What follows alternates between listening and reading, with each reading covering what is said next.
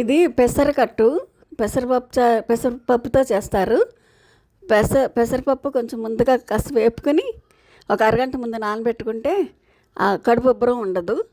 ఇది మంచిగా కడుక్కొని దాంట్లోకి 4 ఉల్లిపాయలు, 4 పచ్చిమిర్చి, కొంచెం అల్లం ముక్క, కొత్తిమీర వేసుకొని ఒక గ్లాసున్నర వాటర్ పోసుకొని కుక్కర్ పెట్టుకొని 3 విజిల్స్ రానిచ్చుకోవాలి.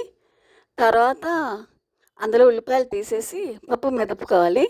ఒక స్పూన్నర సాల్ట్ వేసుకొని కొద్దిగా పసుపు వేసుకొని పప్పు బాగా మెదిపాక ఆ తీసిన ఉల్లిపాయలు కూడా కలిపేసుకొని మళ్ళీ అది పప్పు కింద ఉంటుంది కదా, 1 గ్లాసున్నర వాటర్ పోసుకొని చక్కగా మళ్ళీ మరగబెట్టుకుంటే అప్పుడు బాగా మరుగుతుంది.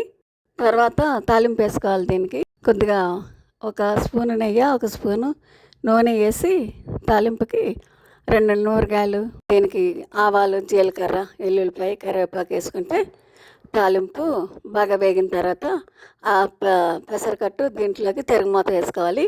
ఇది పెసరకట్టు అంటే దీంట్లో కారం వేయరు, చింతపండు వేయరు. బాగా మంచిదన్నమాట హెల్త్కి. పిల్లలకు కూడా చక్కగా పోసి పెట్టచ్చు. ఎవరన్నా మంచిగా పోసుకోవచ్చు, చలవ చేస్తుంది. ఈ పెసరకట్టు హెల్త్ పరంగా కూడా చాలా మంచిది. ఇది చాలా టేస్ట్ ఉంటుంది, చాలా బాగుంటుంది. అల్లము పచ్చిమిర్చి చేస్తాం కాబట్టి కారం వేయము, చింతపండు వేయము అన్నమాట దీనిలో. ఇది పెసరకట్టు. Please subscribe.